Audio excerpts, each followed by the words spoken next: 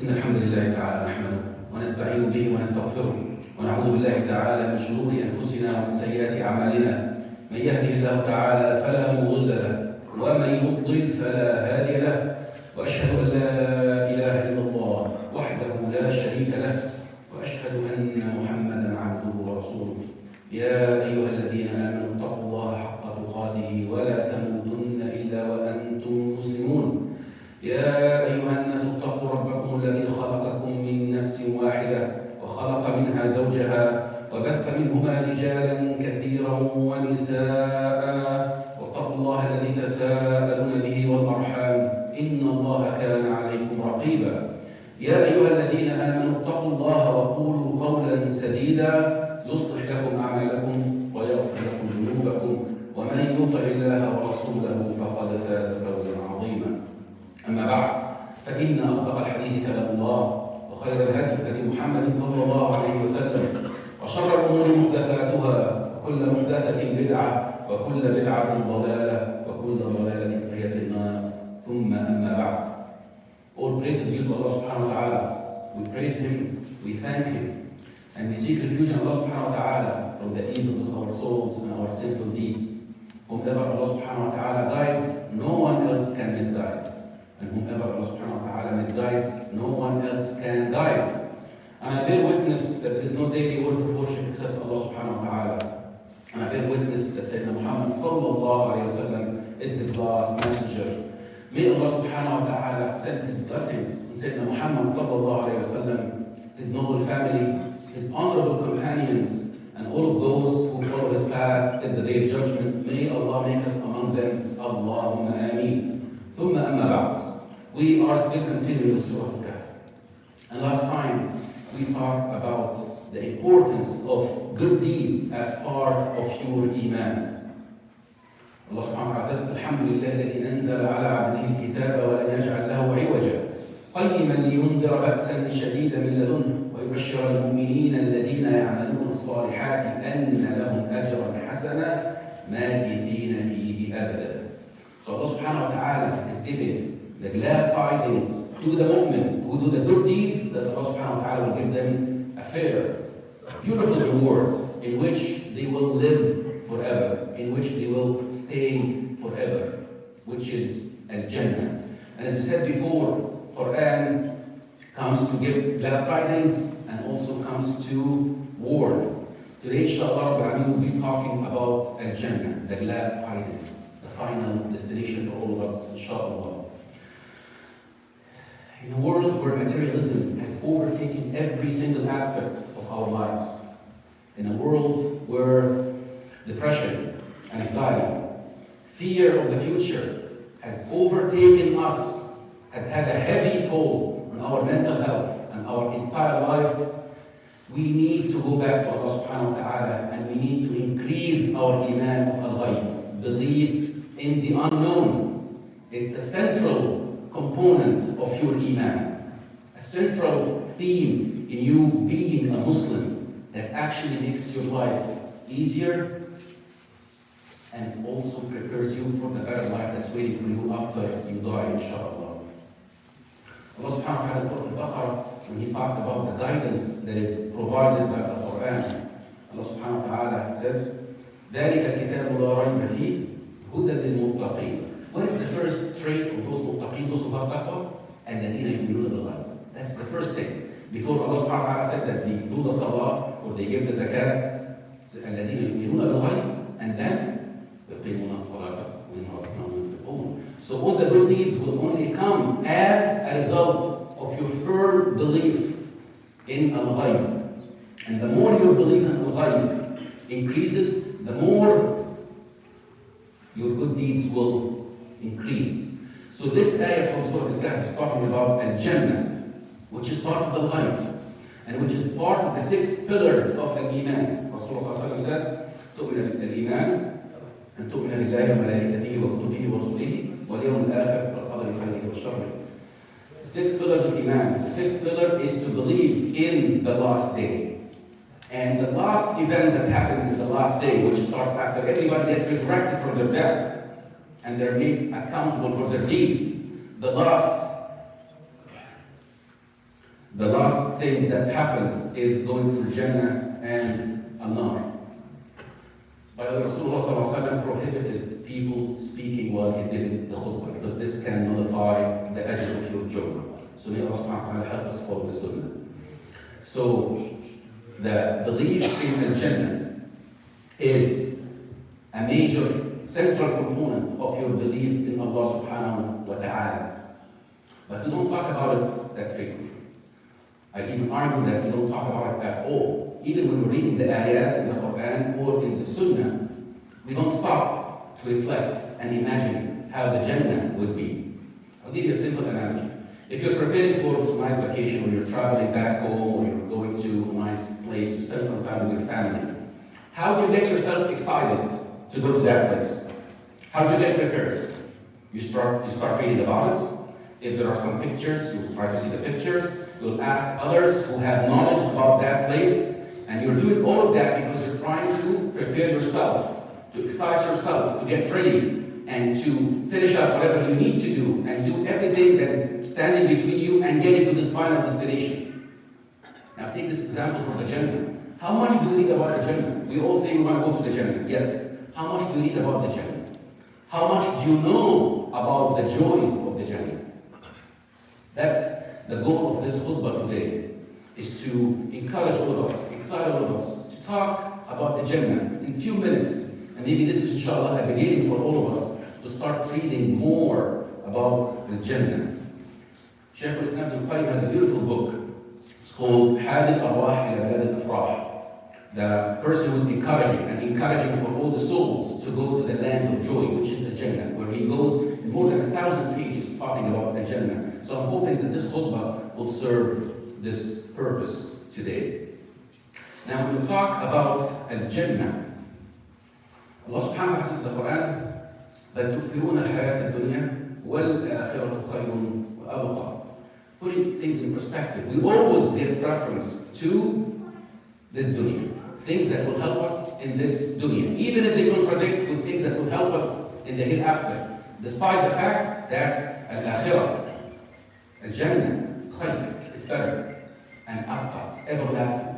Malik ibn Dinar, one of our pious predecessors in Salafin al-Salih, he said a beautiful thing. He said, لو كانت الدنيا ذهب يفنى والآخرة خزف يبقى لكانت الآخرة أولى. He said that if this dunya was gold, made out of gold, but one day it will perish, 70, 80, 90 years, and the akhirah is made of ceramic. It's definitely much, much, much less in value compared to the gold, but it will stay forever. Any rational person should give preference to the ceramic, which will stay forever, because it's staying forever. And then he said, فَمَا بَالُكَ وَالدُّنْيَا خَزَفٌ يَفْنَى وَالْآخِرَةُ ذَهَبٌ يَبْقَى. Now, the reality is, this dunya is like ceramic, very cheap thing, that will perish in 70 or 80 years. Whereas al-akhirah is gold, the best, the highest value ever, that will stay forever. This is al-Jannah that we are all trying to get to, that we are all trying to learn more about. Now, when we talk about the Jannah, many ayahs and many ahadith are authentic ahadith that describe al-Jannah for us.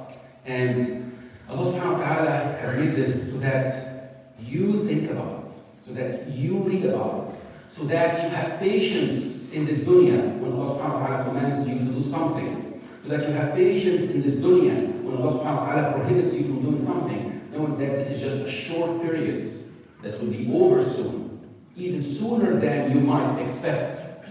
And then it's either Jannah or Nar, wal-'iyadhu billah. We've all seen the videos, we've all heard the news about our brothers and sisters in Turkey and Syria. May Allah subhanahu wa ta'ala help them and support them. Allahumma ameen. Those people, more than 47 individuals have died so far, and hundreds of thousands their houses have been destroyed, and many are still under the rubble. May Allah subhanahu wa ta'ala help them. Remember, these people went to sleep like any of us going to sleep at any night. And the last thing we're thinking about is, I'm going to wake up tomorrow, go to work, do this, do that. Some of them died during their sleep. Some of them had almost like 30 seconds before their entire building collapsed. So, Al-Jannah, wal-'iyadhu billah, Nar also is closer to us than what we think. If you die, that's it. Your exam has been. So talking about Al-Jannah helps you keep all of that in perspective, keep the dunya in perspective. Now when we talk about Al-Jannah and the rewards that are in the Jannah, many ayahs and many hadiths talking about many things and rewards and bounties in the Jannah. And we can definitely talk about them, and we'll touch upon them. Physical things that you will enjoy, food and rivers and wives and mansions. But I want to start with the highest reward ever that we will get in the Jannah, inshallah. The reward that Sayyidina Musa alayhi salam asked Allah to have in this dunya, but it was not possible for him. What is that reward?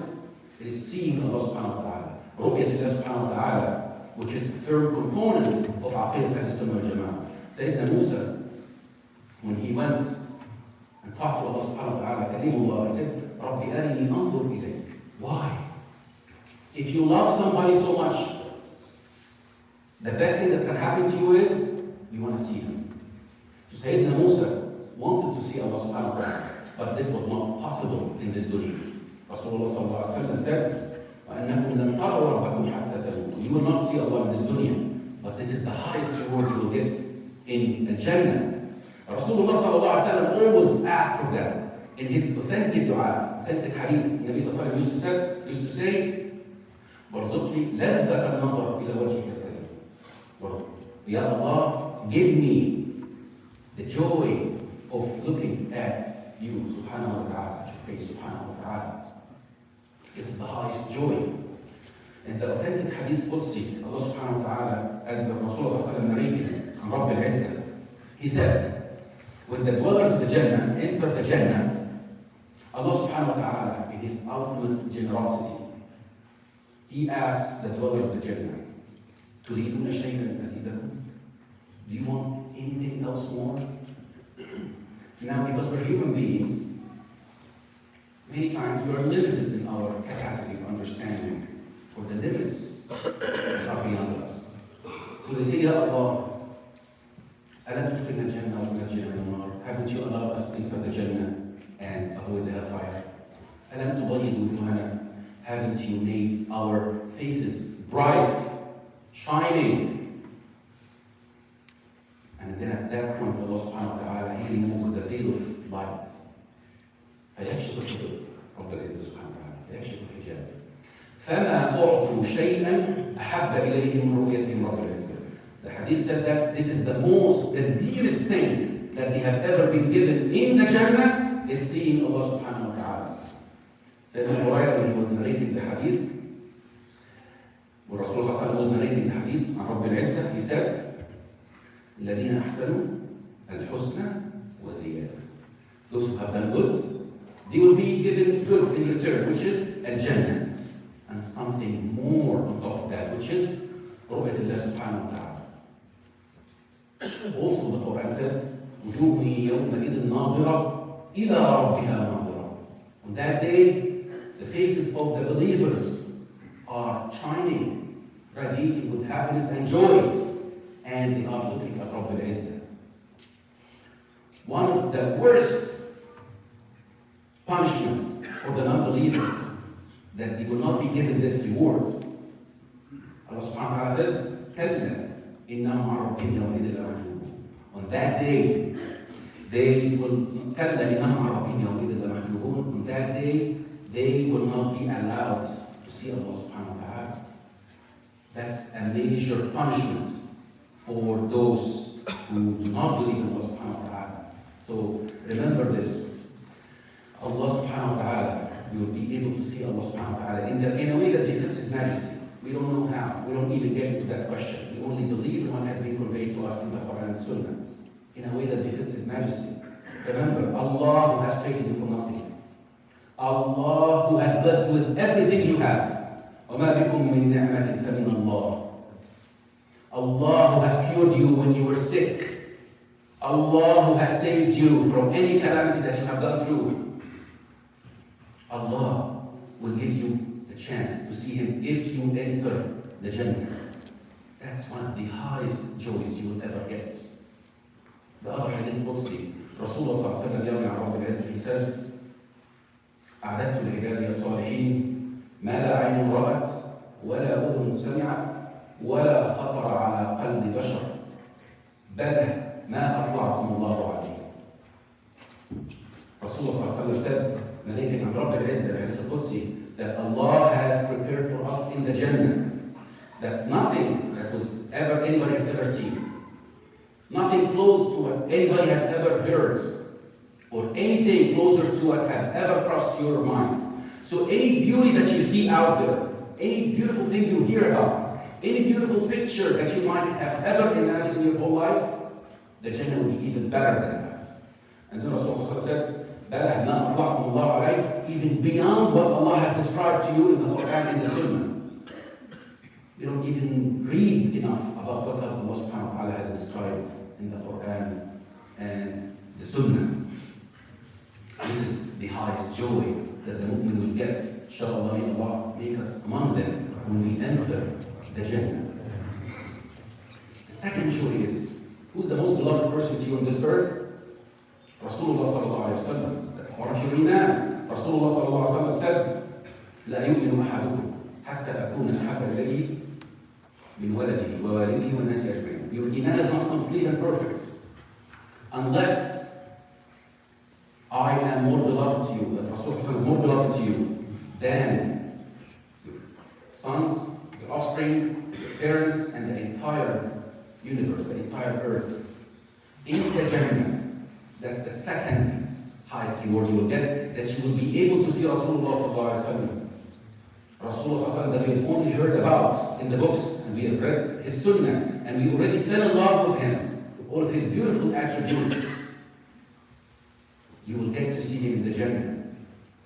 There's a hadith, Thawban Mawla Nabi sallallahu alayhi wa sallam, a person who used to help Rasulullah sallallahu alayhi wa sallam. And he loved Rasulullah sallallahu alayhi wa sallam so much. So he once came to Rasulullah sallallahu alayhi wa sallam, and he looked sick. His face, he looked sick. He didn't look okay. So Rasulullah sallallahu alayhi wa sallam told him, what's wrong with you? Are you sick? And he said, La Rasulullah, I'm not sick. But I love you so much. And when I leave, go back to my home, I miss you so much. And I don't feel better until I come and see you again. And then I remember what will happen on the day of judgment. And when we go to the Jannah, and indeed you will be in a much higher rank than mine. So that's why I look like this. That's why I look sick like this. See how much the Sahaba were not only loving Rasulullah, they were forward thinking. Their minds were not in the 60, 70, 80 years they're living. He's thinking about what's going to happen in the Jannah. And then the Mufassirun said that Allah subhanahu wa ta'ala has revealed the following ayah. وَمَنْ يُطِعِ اللَّهَ وَرَسُولَهُ فَأُولَٰئِكَ مَعَ الَّذِينَ أَنْعَمَ اللَّهُ عَلَيْهِمْ مِنَ النَّبِيِّينَ وَالصِّدِّيقِينَ وَالشُّهَدَاءِ وَالصَّالِحِينَ وَحَسُنَ أُولَٰئِكَ رَفِيقًا. Whoever obeys Allah and the Prophet, he will be in the company of the prophets, Rasulullah sallallahu alaihi wasallam, the other prophets, and the Siddiqeen, those who believe in the prophets, On top of them, Sayyidina Abu Bakr radiallahu anhu, and the martyrs for the sake of Allah, and the righteous, and there is no better company than this company. And now when you heard this ayah, this is a conditional statement. وَمَنْ يُطِعِ اللَّهَ وَرَسُولَهُ. Whoever obeys Allah and the Rasul, the Quran and the Sunnah. And then you ask yourself, to what extent are you obeying the Quran and the Sunnah? In another hadith, Rasulullah sallallahu alaihi wasallam once was asked by Sahabi. Some narrations said he was a Badawi. He came from an Arab. So he said, Ya Rasulullah, متى الساعة? When is the hour? And Rasulullah sallallahu alaihi wasallam answered him with what the scholars call Jawab al-Hakim, the response of the wise. Because it wouldn't help you to know when is the Sa'ah, like when is the last day, because your last day is basically once you die, and you will never know that. So even if you know when Al-Akhirah will be 700 years from now, 10,000 years from now, it doesn't matter. What matters to you is when you die. So Rasulullah sallallahu alaihi wasallam directed him to the more important question. He told him, ماذا أعددت له? What have you prepared for it? And then he said, لا شيء غير أني أحب الله ورسوله. Nothing except that I love Allah and His Prophet. And understand this well.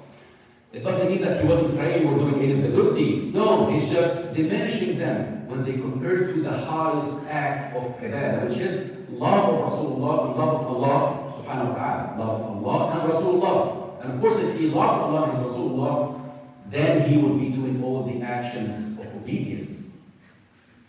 And then Rasulullah sallallahu alayhi wa sallam told him, أنت مع من أحببت. You will be with those whom you love.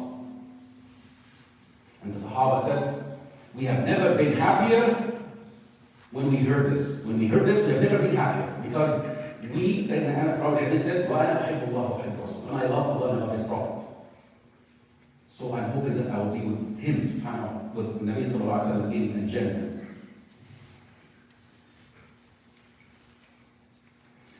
Like the poet said, love is not just something that's a lip service. You say Allah, Allah, and I love the Rasul. The poet said, تعصي الإله وتزعم حبه هذا لعمري في القياس شنيع لو كان حبك صادقا لأطعته إن المحب لمن يحب مطيع. Poet said, you are claiming that you love Allah, but you're disobeying Him. If your love was actually truthful, you would be obedient. Love is equal to obedience. So, for ourselves to reflect on that, to what level do we actually love Allah and love Rasulullah sallallahu alayhi wa sallam? أقول قولي هذا وأستغفر الله العظيم لي ولكم فاستغفروه الله.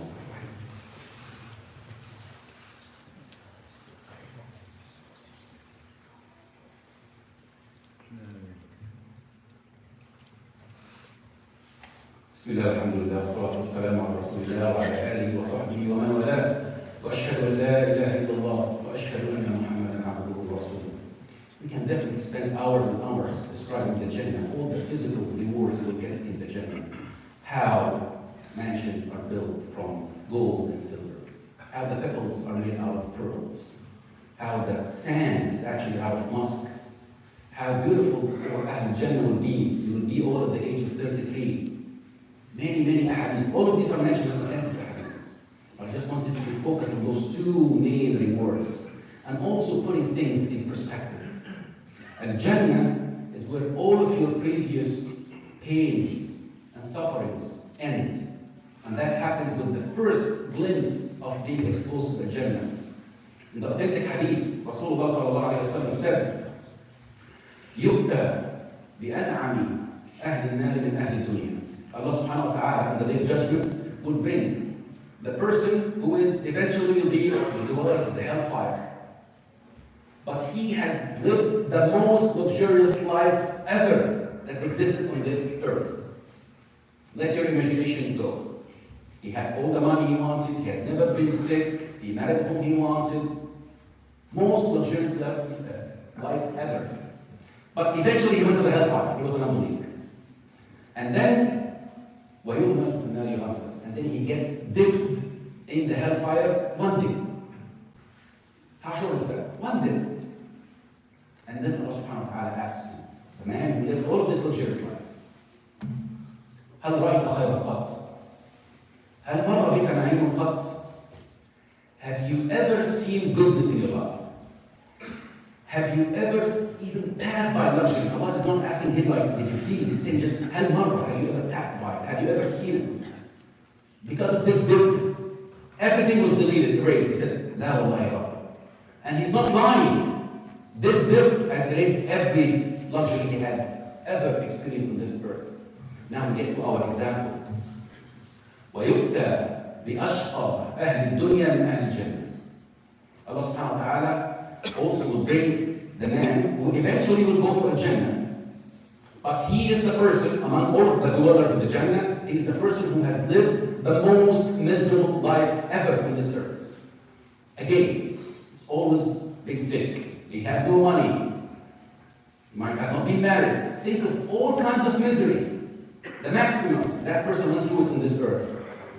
And then that person will be dipped in the Jannah. One dip. فيغمس في الجنة غمسا. And then Allah subhanahu wa ta'ala will ask him, have you ever seen any misery or pain in your life? And he will say, لا يا رب. No. Again, one dip deletes all your pain and suffering. So now think about the endless years you will be living in the Jannah. How much joy and delight and happiness you will be going through. This is the Jannah. Rasulullah sallallahu alaihi wasallam also gave us another hadith to give us the baseline, the lowest thing. Rasulullah sallallahu alaihi wasallam said, إني لأعلم آخر أهل الجنة دخولا. I know the last person who would ever enter the paradise, after which the hellfire will be locked and only the non-believers will be left there. Because we know that some of the mu'min, unfortunately, if their sins are more than their good deeds, they might have to be purified in the hellfire first. And after they spend their time in the hellfire, Allahu A'lam how long it is, then they will be allowed to leave and then go to Al-Jannah. So this is the last person who will enter the Jannah. Last person ever. And the torment in the Nar is so tough that he comes out of the Nar crawling on 4. Like the animals. This is how much he has been tormented. But now everything is going to be changing. And then Allah subhanahu wa ta'ala, and I'm shortening the list of the hadith, Allah subhanahu wa ta'ala will ask him to go to Al-Jannah. And then he will go to Al-Jannah. And then he said, Ya Rabbi, I have found it full. There's no place for me. And then Allah subhanahu wa ta'ala asks him to go again. To Al-Jannah. And then he goes and he feels it's full. And then he goes the third time, after Allah commands him to do so. And Allah subhanahu wa ta'ala the third time tells him, enter the paradise, and you will get in the paradise the equivalent of 10 times this dunya. So think about this dunya, everything that exists in this dunya, money, cars, buildings, whatever, anything of this dunya, the entirety of this dunya, this person, who's the last person to enter the Jannah, will get 10 times of that. And then Rasulullah sallallahu alayhi wa sallam, because he loves his ummah, when he said that hadith, he smiled to the point that his premolars appeared. He was smiling. His face was radiating with happiness because of his ummah. And he said, فَهَذَا أَدْنَى أَهْلِ الْجَنَّةِ مَنْزِلًا. This is the lowest rank in the Jannah. So think about the ranks that are above that. Now, I'm not saying this so that you aim for this. No, you should always aim for the highest. Rasulullah sallallahu alaihi wasallam taught us that. He said, إِذَا سَأَلْتُمُ اللَّهَ الْجَنَّةَ فَسَأَلُوهُ الْفِرْدَوْسَ الْأَعْلَى. If you ask Allah subhanahu wa ta'ala for the Jannah, ask him for the Firdaus al-A'la. Why? Rasulullah sallallahu explained to us, فَإِنَّهُ أَعْلَى الْجَنَّةِ وَأَوْسَطُ الْجَنَّةِ وَمِنْهُ تَفْجُرُ أَنْهَارُ الْجَنَّةِ وَسَقْفُهُ عَرْشُ الرَّحْمَنِ. Because this is the best and the highest part of the Jannah. And it's the part from which all the rivers of the Jannah emanates, and above it is the throne of Rabbil Izzah subhanahu wa ta'ala. So you should always ask for the Firdaus al-A'la. And you should always try to get to the Firdaus al-A'la by your deeds, so that if you miss, you get 1 or 2 grades below that. But if you aim for the lowest rank, you always know what happens. you will score less than that. And less than the lowest rank could put you in the hellfire. We ask Allah subhanahu wa ta'ala to save us from the hellfire. One last thing that this ayah in Surah Al-Kahf talks about in the Jannah, to perfect and to complete your enjoyments and to avoid any kind of worry you might have about the future. Because now in this dunya, one main worry we have when we are enjoying anything. You're in a good trip, you're having a good car, you're having good health, whatever you're enjoying in this life. You're always thinking that one day this will end. This joy will come to an end. Your trip will end. Your nice job you're having will end. Your car will crash. Anything will happen. If nothing happens to your joys, you yourself will end. You yourself will die. So part of perfecting an-na'im in al-Jannah, perfecting the joy of the Jannah, is that you're living there forever. مَاكِثِينَ فِيهِ أَبَدًا. And I will end with this authentic hadith. Rasulullah sallallahu alaihi wasallam said, once the dwellers of the Jannah enter the Jannah, and the dwellers of the Nar enter the Nar, ينادي منادي, the person will call, يا أهل الجنة خلود بلا موت ويا أهل النار خلود بلا موت. O people of Jannah, dwellers of the Jannah, you will be there forever. And dwellers of the Nar, you will be there forever. And the hadith says, this is the perfection of this delight. That's not, I'm not only enjoying this today or tomorrow, I'm enjoying this forever. So we can keep talking about this, but I would recommend reading a beautiful book from a contemporary scholar. His name is Dr. Omar al-Ashqar. He is a scholar of Aqidah. He had a whole collection on Aqidah fi subhanahu wa ta'ala, the pillars of Iman, and he has a very, I would say, very small book, just focusing on Ad-Dar al-Akhirah, al-Jannah and al-Nar.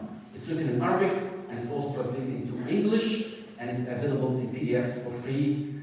Online, inshallah, try to send the link. Read more. Get yourself excited and encouraged more so that you can really do what it takes to get to Al-Jannah without even passing through the hellfire. اللهم إنا نسألك الجنة وما قرب إليها من قول وعمل ونعوذ بك من النار وما قرب إليها من قول وعمل. اللهم إنا نسألك لذة النظر إلى وجهك الكريم. اللهم إنا نسألك مرافقة النبي صلى الله عليه وسلم في الفردوس الأعلى من الجنة. اللهم ارحم إخواننا في سوريا وتركيا. اللهم ارحم موتاهم. اللهم اشف مرضاهم. اللهم داوي جرحاهم. اللهم انصر من نصرهم. اللهم اخذل من خذلهم. اللهم اغفر لنا ذنوبنا واسرافنا في امرنا وثبت على الحق اقدامنا وتوفنا مسلمين. سبحان ربك رب العزه عما يصفون وسلام على المرسلين والحمد لله رب العالمين. صلى الله وسلم على سيدنا محمد وعلى اله وصحبه وسلم واقم